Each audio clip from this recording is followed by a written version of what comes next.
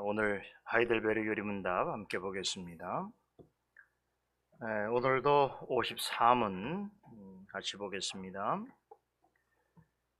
308페이지 하이델베르 요리문답 54문 문답합니다. 거룩한 보편적 교회에 관하여 당신은 무엇을 믿습니까? 나는 하나님의 아들이 세상의 처음부터 마지막 날까지 모든 인류 가운데서 영생을 위하여 선택하신 교회를 참된 믿음으로 하나가 되도록 그의 말씀과 성령으로 자신을 위하여 불러 모으고 보존하심을 믿습니다. 나도 지금 이 교회에 살아있는 지체이며 영원히 그러할 것을 믿습니다. 계속해서 지난주에 이어서 교회의 속성에 대해서 살펴보려고 합니다. 지난 시간에 제가 모든 존재하는 것에는 속성이라는 게 있다고 그랬죠. 그것 다움을 나타내는 속성이 있는데 사람에게도 사람다움의 특성이 있듯이 모든 교회에는 교회다움의 특성이 있습니다. 이 특성을 바로 발휘해야 바른 교회가 되는 것입니다. 이런 특성이 드러나지 않는다고 한다면 외형적으로 교회라고 불릴지라도 좋은 교회가 될 수 없다는 것을 우리는 이제 성경을 통해서 분명히 잘 확인하고 있습니다. 통상적으로 역사적 개혁교회에서는 우리가 오늘 아침 주일, 이제 이번 달의 주일 아침마다 우리가 예배 시간에 고백하는 신조가 뭐죠? 니케아 콘스탄티노플 신조죠. 그 신조에 언급되어 있는 하나의 거룩한 보편적이며 사도적인 교회를 믿습니다 라고 하는 이 고백에 따라서 교회의 네 가지 속성을 말하지요. 정리하자면 하나의 통일성, 거룩한 거룩성, 보편적인 보편성, 사도적인 사도성, 이렇게 교회의 교회다움을 나타내는 네 가지 속성에 대해서 우리 공부하게 되는데, 자, 지난 시간에는 첫 번째로 모든 교회는 하나이다 라고 하는 의미의 교회의 통일성이라고 하는 속성에 대해서 배웠고요. 오늘 이 시간에는 남은 속성에 대해서 이제 공부를 해보려고 하는데, 자, 두 번째 생각해 보아야 할 속성이 뭐라고요? 교회의 거룩성입니다. 교회는 거룩한 것이지요. 여기에 동의하지 않을 사람은 없을 것입니다. 그러나 많은 사람들은 더는 교회가 거룩한 것이 아니라고 생각하는 사람들은 세상에 많습니다. 그러나 교회의 본질은 거룩함에 있는 것이지요. 우리 하이델베르 요리문답에서도 54문의 질문이 어떻게 고백됩니까? 그러니까 우리가 믿고 고백해야 될 교회에 대해서 뭐라고 말합니까? 거룩한 보편적 교회다. 그러니까 교회는 거룩한 곳이다. 그렇죠? 교회의 거룩성은 교회의 속성 중에서도 매우 중요한 속성입니다. 역사적 개혁교회가 받아들이고 있는 또 하나의 신앙 고백인 우리 벨지 신앙 고백서를 잠깐 보겠습니다. 여기에는 교회를 어떻게 정리하고 있는가? 벨지 신앙 고백서 27장 273페이지 보세요. 273페이지 제27장 보편적인 기독교 교회라고 하는 주제 아래 우리 첫 번째 문장 우리 한 목소리 읽어보도록 하겠습니다. 우리는 어떤 보편적인 혹은 우주적인 교회, 다시 말해서 예수 그리스도를 믿음으로 구원받고 그의 보혈로 죄씻음을 받으며 성령으로 성화되어 인치심을 받음을 믿는 진실한 그리스도인들의 어떤 교회요? 그렇죠. 거룩한 교회를 믿는다고 고백합니다. 자, 벨지 신앙 고백서나 하이델베르 요리문답서에서 공통적으로 교회의 정의에 대해서 속성에 대해서 말하는 내용 중에 한 가지가 바로 교회는 거룩하다. 교회의 거룩성입니다. 우리는 이 고백대로 예수 그리스도를 믿음으로 구원받고 그의 보혈로 죄 씻음을 받으며 성령으로 성화되어서 인치심을 받음을 믿는 진실한 그리스도인들의 거룩한 교회를 믿습니다. 이렇게 고백해야 되는 것이에요. 자, 그렇다면 왜 교회를 거룩하다고 하는가? 어떤 면에서 이 거룩이 교회의 중요한 속성인가? 몇 가지 이유를 생각해 봅니다. 첫째는 교회가 거룩한 것은 교회를 세우시고 택한 자들을 교회로 불러 모으시는 하나님이 거룩하시기 때문이지요. 베드로전서 1장 15절에서 16절 말씀은 이렇게 전합니다. 오직 너희를 부르신 거룩한 이처럼, 자, 하나님을, 우리를 교회로 부르시는 하나님을 어떻게 소개하고 있냐면 너희를 부르신 거룩한 이시다. 오직 너희를 부르신 거룩한 이처럼 너희도 모든 행실에 거룩한 자가 되라 기록되었을 때에 내가 거룩하니 너희도 거룩할지어다 하셨느니라 라고 말씀합니다. 왜 교회가 거룩할 수밖에 없는지 이유를 정확하게 설명해 주고 있죠. 그것은 교회를 지으시고 교회의 성도들을 부르신 그 하나님께서 거룩하신 분이시기 때문이다. 우리 이 부분에 대해서요, 우리가 받고 있는 신앙고백서 중에 하나인데요, 제네바 요리문답 한번 보십시다. 373페이지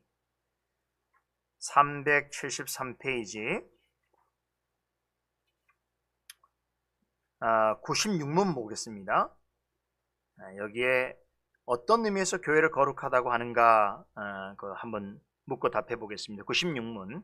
당신은 어떤 의미에서 교회를 거룩하다고 말합니까? 성부 하나님께서는 당신께서 택하신 자들 안에서 당신의 영광이 빛나게 하기 위해 이들을 의롭게 하시고 정결케 하시사 거룩하고 흠이 없게 만드셨기 때문입니다. 이것은 예수 그리스도께서도 당신의 교회를 구속하신 후 이를 거룩하게 만드셨는데 이는 당신의 교회가 영광스럽고 흠이 없도록 하기 위함이었던 것입니다. 그렇죠. 거기 아래 관련 구절 보세요. 에베소 5장 26절 27절. 이 말씀 한번 읽어보도록 하죠. 이는 곧 물로 씻어 말씀으로 깨끗하게 하사 거룩하게 하시고 자기 앞에 영광스러운 교회로 세우사 티나 주름 잡힌 것이나 이런 것들이 없이 거룩하고 흠이 없게 하려 하심이니라 말씀합니다. 이 말씀에 의해 보면 교회를 거룩하다 하는 이유가 뭐냐? 택하시고 만드시고 부르신 하나님이 거룩하시기 때문이신데 이러하신 하나님께서 자기 영광을 위해서 참된 교회를 티나 주름 잡힌 것이 없게 거룩하고 흠이 없도록 만드셨다는 것이죠. 그래서 교회는 거룩한 곳이다, 이렇게 말할 수 있습니다. 둘째는 교회는 그리스도의 생명과 연결되어 있고 그의 생명으로 살아가기 때문입니다. 자, 방금 읽은 우리 에베소서 5장 26절 27절 말씀 앞에 29절 앞구절 29절 25절에 보면 여러분 잘 아시는 그리스도와 교회 관계를 남편과 아내의 관계로 묘사하는 내용이 나오는데, 이때 남편들아 아내 사랑하기를 그리스도께서 교회를 사랑하시고 위하여 자기를 주심같이 하라는 말씀에 이어서 이런 말씀이 있습니다. 이는 곧 물로 씻어 말씀으로 깨끗하게 하사 거룩하게 하셨다라고 증거합니다. 여러분, 세상에 신부는 많지만 그리스도의 신부라고 불리는 곳은 단 하나밖에 없어요. 그리스도의 신부는 교회밖에 없어요. 이 말은 본질상 교회는 그리스도의 신부다. 여러분, 신부는 뭘 얘기하는 거예요? 순결하고 깨끗한 걸 말하는 것이죠. 그러면 교회를 가리켜서 그리스도의 신부라고 명명할 수 있는 이유가 어디 있냐면, 교회는 그리스도의 피로 깨끗하게 씻겼을 뿐만 아니라 여기 중요한 말씀이 나오죠. 말씀으로 깨끗하게 되었기 때문이다. 다른 것으로 교회 외관, 건물의 외관, 사람의 모습을 말하는 것이 아니고 교회는 그 자체로 그리스도의 피로 깨끗하게 씻겨졌고 말씀으로 깨끗하게 되었기 때문이라고 말씀하고 있습니다. 여러분, 그리스도와 관련해서 교회 거룩성을 나타내는 또 한 가지 우리가 잘 알고 있는 비유가 있지요. 교회는 그리스도의 신부이자 동시에 그리스도의 몸이다라는 것입니다. 여러분, 교회의 머리이신 그리스도께서 거룩하시다면 그의 몸 또한 거룩할 수밖에 없는 것이겠지요. 그러면 성도는 어떠한가? 거룩하신 그리스도의 몸된 교회의 지체로 있기 때문에 성경은 교회로 부르심을 받은 성도들도 거룩하다라고 가르칩니다. 우리가 사랑하는 성도라고 하는 이 말 뜻이 뭐죠? 거룩할 성자에 무리 도자죠. 그러니까 성도란 말 자체가 거룩한 무리라는 뜻이죠.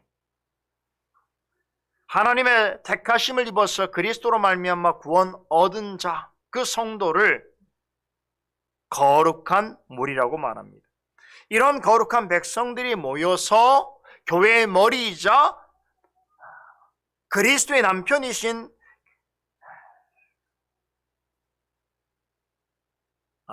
교회의 남편이죠. 교회의 남편이 그리스도죠.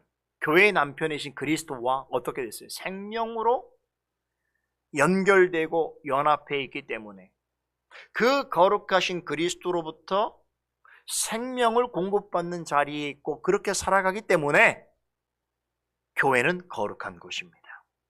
이런 곳은 교회밖에 없어요. 그리고 성도밖에 없습니다. 셋째, 교회 안에 항상 내주에 계신 성령께서 거룩하신 하나님의 영이시기 때문입니다. 성령께서 행하시는 가장 중요한 일 중에 하나는 교회에 모인 성도들을 거룩하게 하시는 것입니다. 이것을 가리켜서 신학적으로 성화라고 말합니다. 거룩하게 되어짐. 여러분, 교회는 다 세상에 세워져 있죠.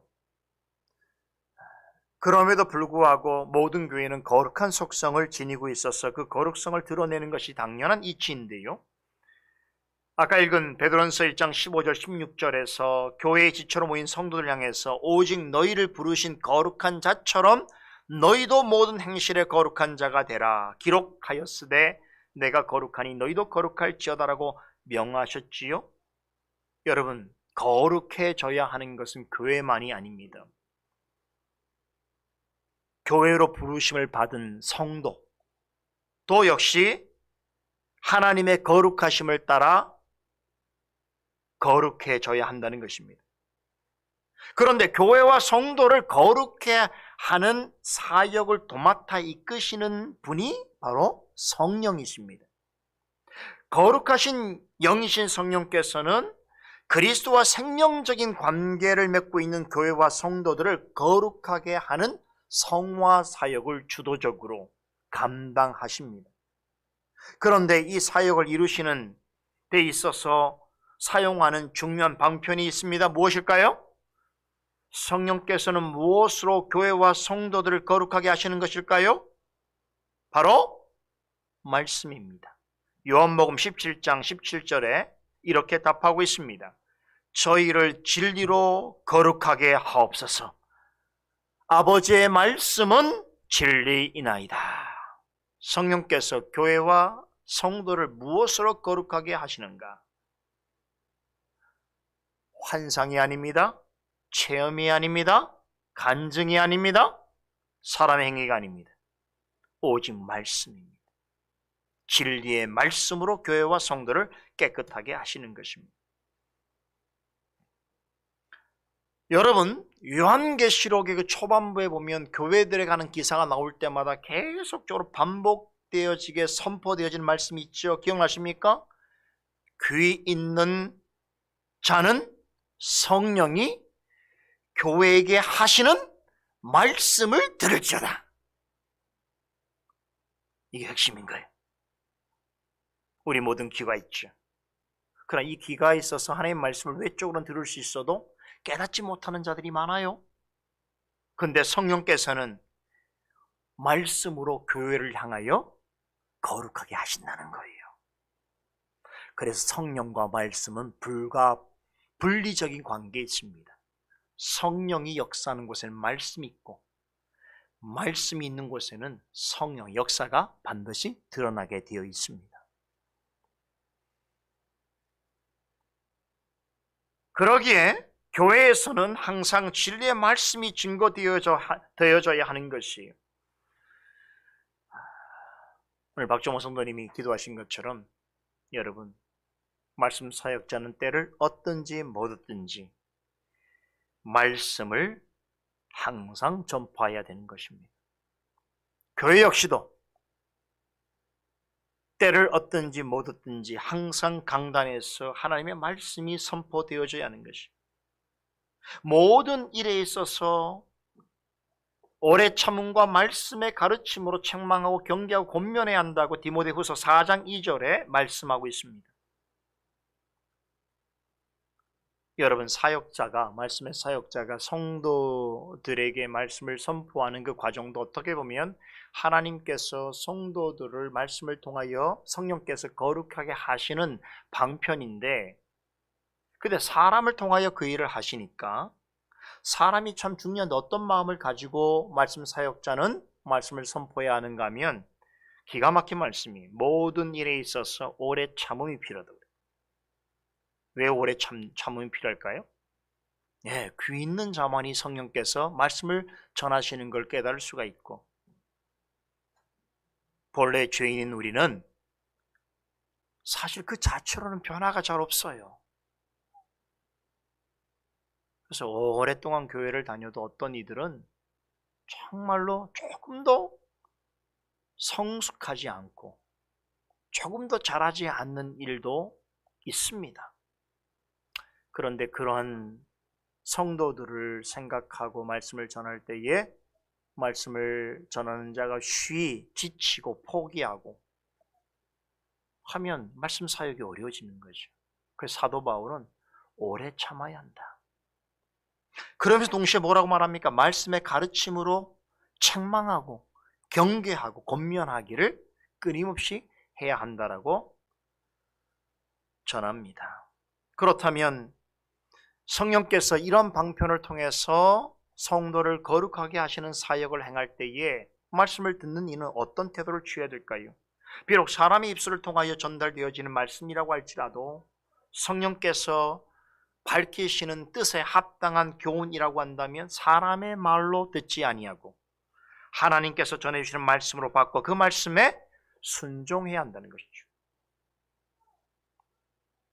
디모데전서 4장 5절은 교회와 성도는 하나님의 말씀으로 거룩하여 진다라고 명명백백하게 증거하고 있습니다. 그러므로 바른 말씀이 전파되지 않고 바른 말씀에 따르는 사람들이 없다면 그런 교회는 거룩성을 나타낼 수가 없어요. 거룩성이라는 게 자동적으로 나타나는 것이나 할 수 없는 자들에게 억지로 나타나는 것이 아닙니다.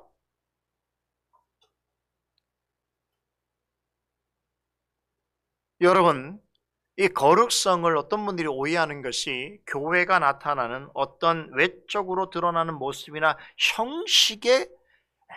형식으로 거룩성을 생각하는 분들이 있어요. 물론 어떤 면에서는 드러나는 모든 예식과 예배와 눈에 보이는 것들도 거룩해야 되죠. 그러나 교회의 속성, 본질적인 속성인 거룩성은 외적인 것을 두고 말하는 것이 아닙니다. 내적이고 영적인 것이, 진리의 말씀이 항상 가르쳐지고 성령께서 그 말씀의 가르침을 받은 성도들을 영적으로 성화시키고 성장시키는 역사가 늘 함께 하는 방식으로 거룩성이 드러나게 되는 것입니다. 겉으로 보면 충분히 교회라고 할 만하지만 말씀에 대한 올바른 관심과 특심함이 없고 말씀으로 거룩하게 하시는 성령의 사역을 존중하지 아니하고 말씀이 아닌 다른 것에 더 큰 관심을 두고 말씀에서 벗어난 것을 추구하는 데 열심히 일하고 한다면 그런 교회는 거룩한 교회가 아닙니다. 성령께서 말씀을 통하여 교회와 성도를 성화되게 하시는 역사를 따라서 말씀을 올바로 전하고 증거한 말씀대로 순종함으로 주님이 원하시는 교회를 이루어 가는 교회가 거룩한 교회인 것입니다. 오늘날 우리 기독교 분야에 있어서 최고의 석학으로 여겨지고 있는 데이비드 웰스라고 하는 그 역사학자가 이런 말을 했어요. 오늘날 우리 시대에 교회의 가장 큰 비극은 거룩성을 상실하는 것이다. 도처에 무수히 많은 교회들이 있고 수없이 많은 목회자들과 성도들이 넘쳐나지만 거룩한 교회를 찾아보기 어렵다. 거룩한 성도를 찾기 어렵다는 것이죠.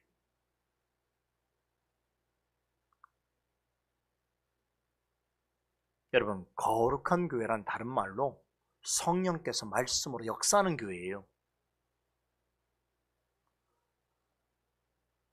솔리데오 글로리아 교회가 과연 거룩한가 할 때는 교회 건물 때문이 아니고 여러분들의 모습 때문이 아닙니다. 솔리데오 글로리아 교회에 성령께서 말씀으로 역사하고 있는가? 그게 교회의 거룩성의 핵심이에요.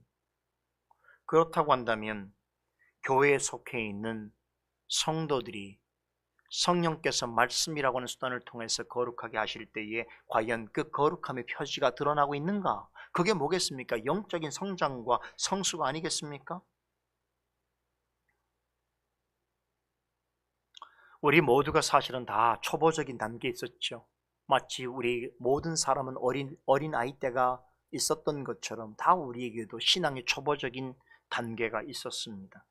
그때는 마치 젖을 먹는 아이처럼 너무나 연약해서 말씀을 들어도 잘 깨닫지 못하고 말씀의 깊은 은혜를 경험하지 못했습니다. 그렇죠? 그래서 그때 교회를 그럼에도 다녔던 이유는 내 편에서는 그래도 교회가 왠지 좋고 교회 가면 좋은 말씀 듣는 것 같고 좋은 사람이 있고 뭐 이것저것 이유들 그런 내용들이 있어서 사실은 교회를 부단히 그래도 지금까지 다녀왔는데 그런데 여러분 그것으로 만족하면 안 됩니다. 여러분 아기가 얼마나 이뻐요? 근데 아기가 이쁘다고 해서 평생 동안 자기 자식이 자라지 않기를 바라는 부모가 있겠습니까? 그렇죠. 여러분 모든 것은 시간이 지나면 장성하거나 성숙되게 되어 있습니다. 자연도 마찬가지. 심지어는 동물도 식물도 시간이 지나면 성장하고 성숙합니다. 그 여러분 100년이 넘은 나무를 본 적 있습니까? 수백 년이 된 나무들 본 적이 있어요. 여러분 그 나무의 자태에서 우리 뭘 느낍니까? 그냥 우리가 일반적으로 본 나무가 아니죠. 그 나무에서 세월의 그 수없이 많은 그 세월을 지낸 그 많은 풍파와 그 어려움 속에서 꿋꿋하게 자리를 지키고 그렇잖아요. 자기 몸을 내어주면서 사람들에게 그늘을 만들어주고 사람들에게 좋은 것을 베풀어주는데 힘썼던 그 오래된 나무를 볼 때 어떤 면에 경외감도 가지는 사람도 있어요. 자연 앞에 그런 사람도 있다. 그 자연이 우리에게 주는 교훈 중에 그런 것이 있단 말이에요.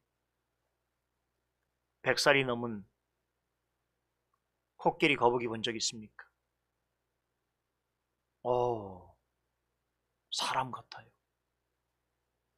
그 긴 세월을 그 작은 짐승이 견뎌내고 이겨낸 모습을 보게 되면 사람도 경외감을 갖는 것이 여러분 모든 것이 하나님의 법칙이에요. 모든 것이 시간이 지나면 성숙하고 성장하게 되어 있습니다.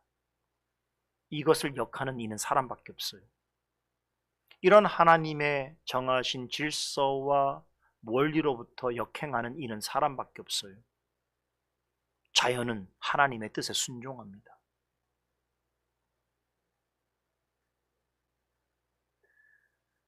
그래서 말씀을 통해서 뭐라고까지 말씀하셨습니까? 내가 거룩하니 너희도 거룩하라고 말씀하셨어요.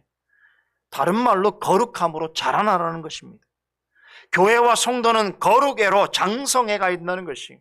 그래서 이브리서 5장 14절에서 거룩애로 자라나는 성도를 가리켜서 뭐라 비유합니까? 단단한 음식을 먹을 줄 아는 자로 비유하면서 그들은 젖 먹는 아이처럼 아이 같지 않고 여기 중요한 표현에서 지각을 사용함으로 선과 악을 분별하는 자라고 말합니다.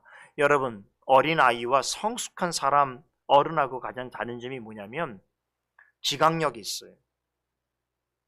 이게 무언지를 분별할 줄 알 뿐만 아니라 이게 옳은 것인지 그른 것인지를 판단할 수 있는 사람이 성숙한 사람이에요. 근데 몸은 다 컸는데 지각력이 없어요. 이게 뭐에 쓰는 물건인지도 모르고 무엇을 위해 존재하는 것도 뭐 하는지도 모르고 그냥 자기의 본능과 감정에 따라서 아무렇게나 행동하고 지각을 동원해서 무엇을 판단하려 하지 않고 선과 악을 분별할지 모르면 그 사람은 몸만 큰 사람이에요. 성인 아이라고 그러죠. 엄밀하게 말하면 병이죠. 비정상인 거죠. 그런 사람들이 얼마나 많은지 몰라요. 몸만 컸을 뿐 마음으로 영적으로 전혀 자라지 않아서 젖먹이 아이처럼 지각력도 없고 선과 악을 분별할지도 모르는 그런 사람들이 주변에 넘쳐나잖아요. 그런 사람들이 사고 치는 거예요, 여러분. 보통 어른이라고 생각하면 어른스러움이라는 걸 기대하게 되는데 전혀 어른 같지 않는 통상적인 어른의 범주에서 완전히 벗어난 매우 유치하고 어리석은 행동을 한단 말이죠. 그럴 때 주변 사람들이 당황하게 됩니다. 저게 뭐지? 그런데 그것도 모르고 그냥 정말 아이처럼, 여기는 순진한 아이가 아니죠. 순진한 아이를 말하는 게 아니에요. 분별력이 없는 아이처럼 함부로 행동하는 거죠. 자기중심적으로 행동하는 거죠. 그래서 여러분 가끔 저도 그런 말씀 드리지 않습니까? 교회에도 어른이 필요하고 사회에도 어른이 필요합니다. 사실 저의 꿈 중에 한 가지가 뭐냐면, 제가 이제 노예 사역을 지금 하지 않습니까? 저의 꿈 중에 하나는 꿈이자 목적인데, 나중에 시간이 이렇게 지나서 저도 나이가 많이 먹게 돼서 은퇴하게 되는 그럴 때가 됐을 때에 노예의 어른이 되고 싶다. 당연히 은퇴할 쯤 되면 어른 아닙니까? 그런 어른 얘기하는 게 아니잖아요. 물리적인 어른이 아니잖아요. 어른이 되고 싶다. 어른이 되어야겠구나. 우리 모두도 마찬가지. 여러분들도 교회에 오랫동안 머물고 있을 때에 여러분 내적인 영적인 자람이 있어서 점점점 이 젖먹이 아이처럼 젖을 먹다가 단단한 음식을 먹고 소화하면서 뭐 하는 거예요? 몸도 건강해지고 강건해지고 그러면서 뭐라는 거예요? 나만이 아니고 다른 자를 돕고 이해하고 주님의 영광을 위해서 힘써 지각력을 발휘하고 선과 악을 분별할 줄 아는 그러한 자리에 있어 어떤 사람에게 도움이 되어지기도 하고 자신의 어떤 삶의 경험을 들려주면서 그를 바로 세우기도 하고 어렵고 힘든 사람의 어깨를 세워주기도 하고 말 한마디 행동 한마디에서 행동 하나에서 그 어른스러움이 드러나서 정말 교회 안에서 모범이 되어지고 존경을 받는 그런 자리에 있는 우리 모두가 되어진다면 주님의 거룩성이 드러나는 거죠.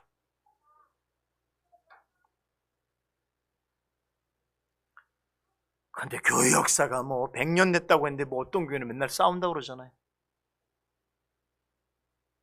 교회가 그렇게 크고 많은 사람들이 모이는데 서로에게 무관심하잖아요.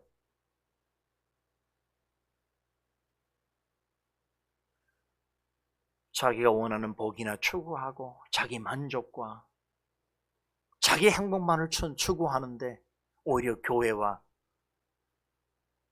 말씀을 사용하려고 하는 자는 어리석은 자예요. 어른은 아닙니다. 어른은 나만을 위해 사는 자가 아니에요. 왜 부모와 자식 간의 관계가 항상 정해져 있을까요?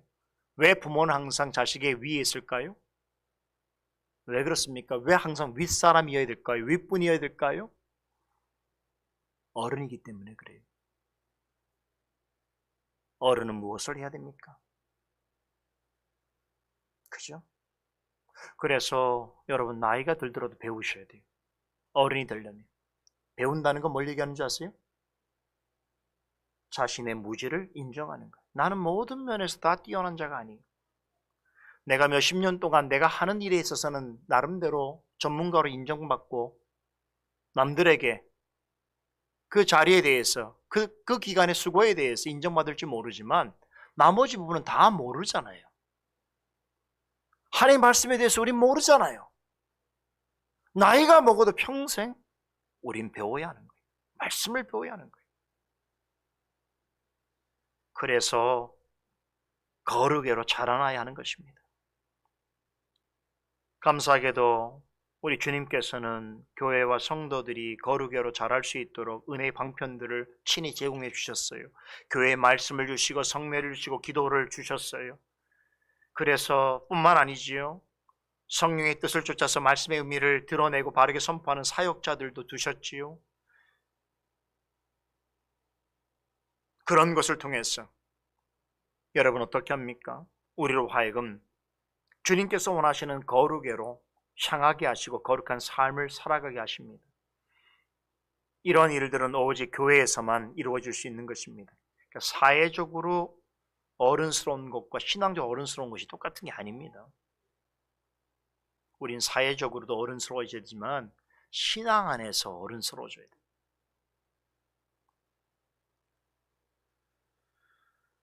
자, 그런데 역설적으로 생각해보면 교회의 거룩성이라고 하는 것은요, 이런 의미가 있어요. 교회는 세상에서 구별되어 있는 거룩성을 지닌 곳이기 때문에 언제나 많은 공격과 핍박의 대상이 되기도 합니다.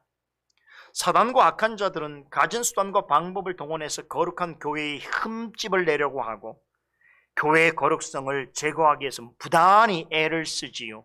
거룩성이라고 하는 속성이 교회 안에서 제거되어지고 성도들의 삶에서 뽑혀진다면, 결국 거룩함의 자태를 잃어버리게 된다면 더는 거룩한 교회, 거룩한 성도가 될 수 없다는 것을 사탄은 너무나 잘 알고 있기 때문에 어떻게 하든지 교회의 거룩성을 드러내지 못하도록, 성도가 거룩애로 자라지 못하도록 방해하고 도전하는 것이지요. 이 목적을 위해서 사탄은 안팎으로 애를 쓰지요. 교회 안쪽으로는 거짓 복음을 전하는 자들 끊임없이 교회 안에서 양산하고 일으키고 교회 안으로 들여다보내고, 그래서 복음을 혼동케 하고 말씀의 열매를 얻지 못하게 하고 신앙 안에서 선과 악을 분별하지 못하고 그렇게 만드는 거예요. 거짓되고 망령되고 허탄한 신화와 같은 그런 내용들을 교회 안에서 계속, 그게 마치 옳은 것처럼 그렇게 전하게 한다는 거예요. 외적으로는 하나님을 모르는 사람들의 불신사상과 세속적인 가치관을 교회 안으로 유입시켰어. 그래서 어떤 교회를 가면 여기가 교회인지 세상인지, 성도들의 모임이라고 하는 것을 참여해 봐도 여기가 정말 그리스도를 믿는 사람들의 공동체인지 아니면 세상에서 그냥 우연히 만나는 어떤 사람들이 집단 모임인지를 구분할 수 없을 지경까지 만들어 가는 거죠. 그렇게 교회가 세상을 닮게 하고 세상을 추구하는 태도를 갖게 되어질 때에 교회는 거룩성을 잃어버리고, 그런 교회는 대단히 무기력합니다. 세상에 대해서 어떤 일도 할 수 없는 그냥 사람들의 모임밖에 되지 않아요. 교회는 영적으로 항상 이 같은 도전과 위기에 처해 있습니다. 교회를 향한 사단의 음모와 공격이 없었던 적은 한 번도 없지요. 자, 그러나 성령과 말씀을 힘입어서 거룩성이라는 교회의 속성을 지키고자 애쓴 교회는 끊임없이 계속되어지는 영적인 싸움과 투쟁 속에서 어떻게 했습니까? 항상 승리했어요. 마침내 승리합니다. 여기에 교회의 소망이 있어요. 기억하십시다. 거룩하신 삼위 하나님이 함께 하시는 교회는 거룩할 수밖에 없습니다. 교회의 거룩성은 교회의 생명과 같습니다. 거룩성을 잃어버리면 4대 교회처럼 이름은 있을지라도 실상은 죽은 교회입니다. 그러기에 사단은 교회의 거룩성을 파괴하고 말살시키기 위해서 온갖 음모를 꾸미고 여러 방면에서 공격합니다. 그러나 염려하지 말아야 할 것은 하나님께서는 주님의 교회에 그런 것들을 능히 감당하고 싸워 이기고 교회의 거룩함을 보존할 수 있는 거룩한 방편들을 아낌없이 제공해 주십니다. 성령을 의지하면서 말씀의 가르침을 따라 이 방편들을 바르게 잘 활용하는 교회와 성도는 사단의 공격과 세상의 위협의 파고가 아무리 높고 거칠지라도 그것을 헤쳐나가면서 당당히 승리할 수 있습니다. 여러분, 우리가 사는 세상이 더 타락해 간다는 거 우리가 모두 알지 않습니까? 주변의 교회들이 점점 더 세속화되어진다는 것 우리는 알지 않습니까? 이럴 때의 교회의 거룩성이라는 속성은 마치 어두운 칠흑 같은 밤을 비추는 아주 선명한 밝은 빛과 같습니다. 그래서 저는 소망하기를 세상이 더 어두워지고 교회가 더 세속화될수록 언젠가는 그런 중에도 선명하게 밝은 빛으로 드러나는 교회의 거룩성을 드러내는 그 교회에 교회는 주목을 받을 것이고 사람들은 그 교회를 찾을 것입니다. 솔리데오 글로리아 교회는 그런 일들을 준비해야 돼요.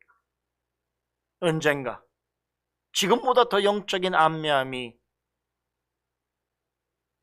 우리 세계를 뒤덮게 될 때에 거룩한 교회와 거룩한 성도를 쫓고자 하는 거룩한 열망을 가진 성도들을 위해서 우리는 준비해 가야 하는 것입니다. 자, 세 번째 교회의 속성은 보편성입니다. 우리 요리문답 54문을 다시 보면 우리가 믿어야 하는 교회를 거룩하고 보편적인 교회라고 말하지요. 우리 사도신경에 성령을 믿사오며 거룩한 공회와 이럴 때 거룩한 공회가 바로 보편적 교회를 가리키는 것입니다. 영어로 The Catholic Church죠. 영어로 The Holy Catholic Church. 그렇죠? 거룩한 보편적인 교회를 믿습니다.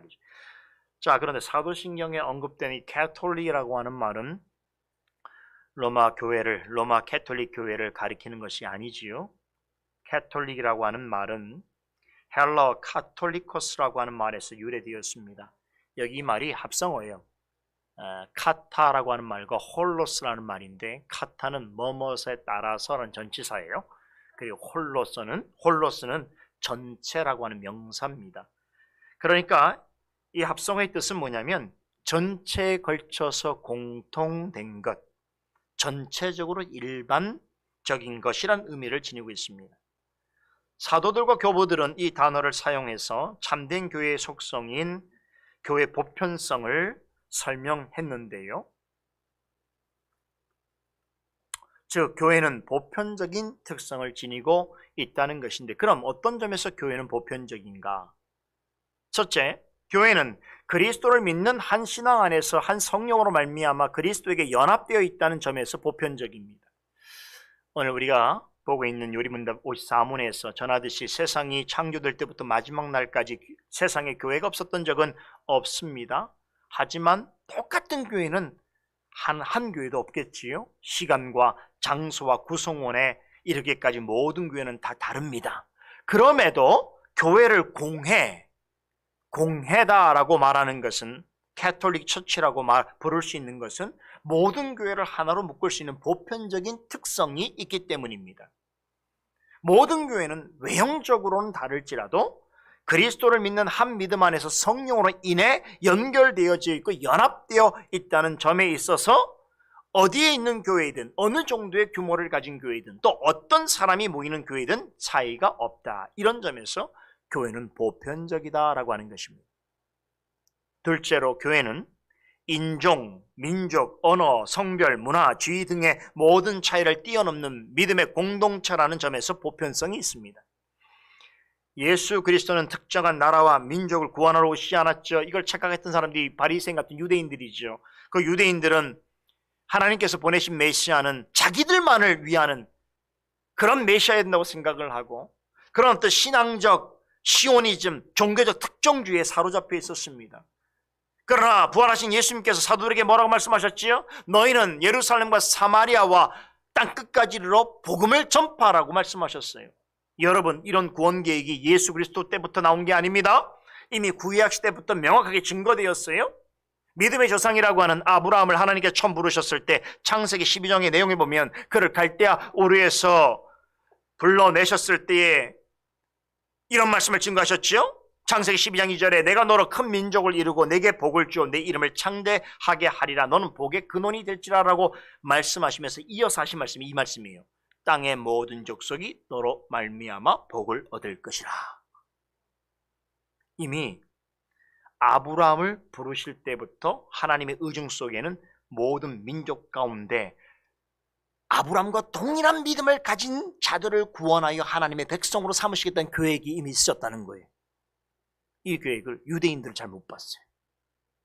유대인들은 조상 아브라함만 봤어요. 그런데 우리는 지금 이 말씀을 통해서 이 말씀이 이미 아브라함을 부르실 때부터 땅의 모든 족속이 너로 말미암아 내가 하나님을 믿고 고백하는 그 신앙과 동일한 내용을 가지고 있는 자들에게 복이 있을 것이라고 하는 약속의 말씀을 증거하셨단 말이죠.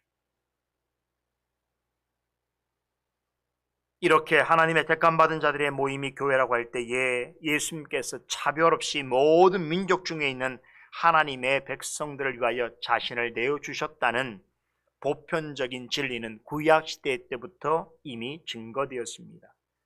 이 사실이 신약시대에 와서 보다 분명하게 확증되었습니다. 예수님이 명하신 분부에 따라서 사도들은 그래서 온 세계 모든 민족에게 복음을 전파했지요. 그 결과 교회는 어떤 나라 민족이나 어떤 특정한 장소에 국한되지 않고 온 세상, 온 만민을 대상으로 어느 곳에서나 세워지게 되었습니다. 만약에 보편성이라고 하는 교회적 특성이 없었다면 교회는 모든 민족에게 복음이 전파되지 못하였을 것입니다.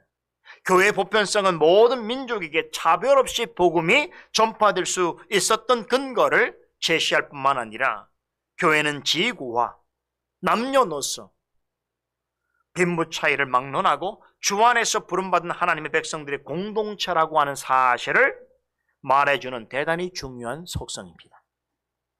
셋째, 교회는 민족과 지역에 따라서 모습과 형식은 다를지라도 본질과 목적에 있어서 동일하다는 점에 있어서 교회는 보편적입니다. 미국 교회, 영국 교회, 중국 교회, 한국 교회, 그 외에 세계에 있는 수없이 많은 교회들이 다 차이점이 있지요. 다른 점이 많습니다. 하지만 교회의 머리이신 그리스도께서 다스리신다는 점이나 주님의 몸으로서 하나님께 구원과 영광을 증시하기 위해서 존재하는 그 본질적인 목적에 있어서, 존재 이유에 있어서는 동일성이 있지요. 세상의 모든 교회는, 즉 주님께 속한 참된 교회는 어떤 민족으로 구성되어 있든지 어떤 언어를 말하든지 어느 지역에 있든지 간에 하나님의 말씀인 성경을 진리의 보편적인 기준으로 삼고 성경에 기록된 동일한 말씀을 가르치고 배우고 순종합니다. 여기에서는 여러분 차별도 없고 예외가 없어요. 만약에 여기에서 차이점이 있다면 그건 이제 이상한 거죠.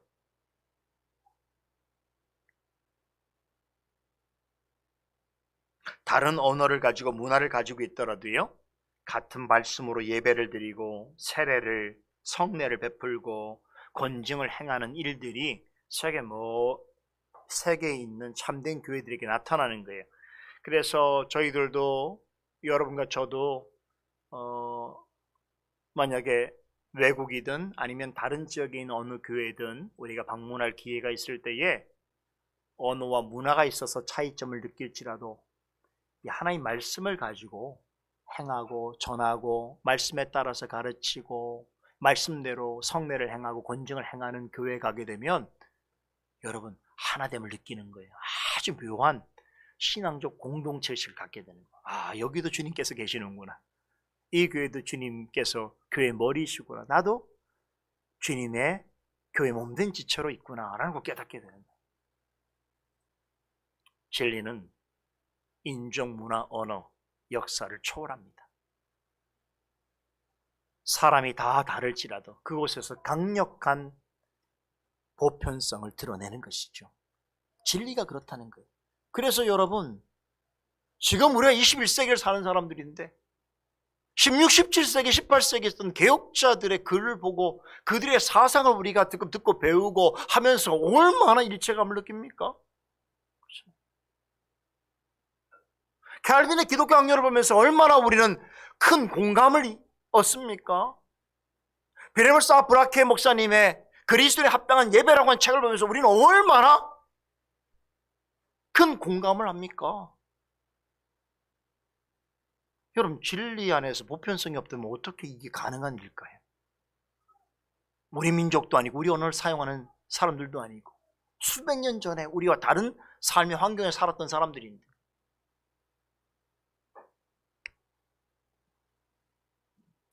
여러분, 하나님은 특정한 민족이나 지역만을 다스리시는 종족신이 아닙니다.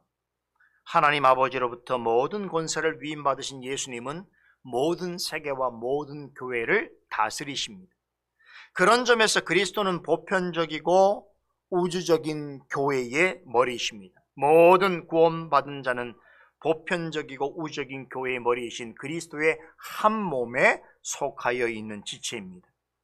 자, 이렇게 교회의 보편성이라는 속성은 우리로 하여금 교회를 어떻게 이해하고 바라보아야 하는지 굉장히 중요한 가르침을 전해주고 있지요.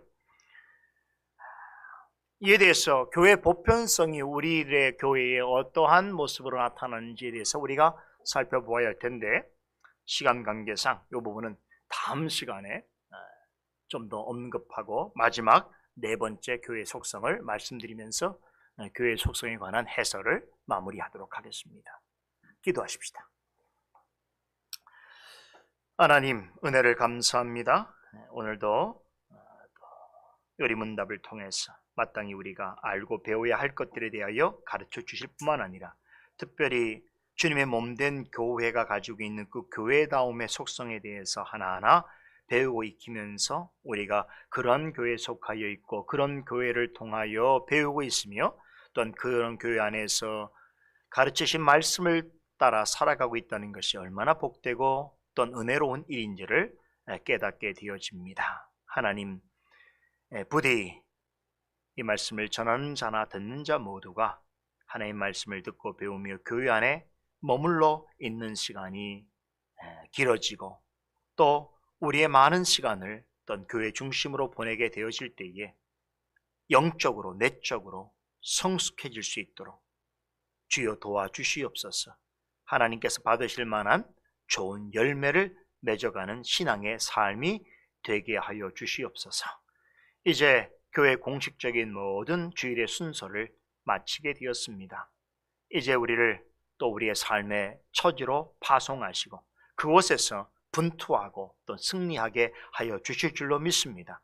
사랑하는 성도들이 각자의 삶의 처소로 또 직장으로 학교로 그 외에 자신들이 머물러야 할 곳으로 나아갈 때에 교회의 머리이시고 또한 우리의 주관자이신 그리스도께서 늘 동행하셔서 그런 모든 삶의 영역에서도 하나님의 영광을 드러낼 수 있도록 지켜 보호하여 주시고 인도하여 주시옵소서. 감사드리며 예수 그리스도 이름으로 기도드리옵나이다.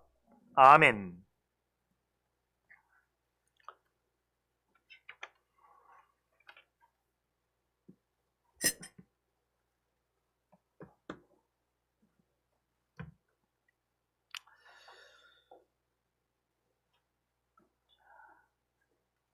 어느덧 또 오늘 주일의 모든 순서를 마치는 시간이 되었습니다.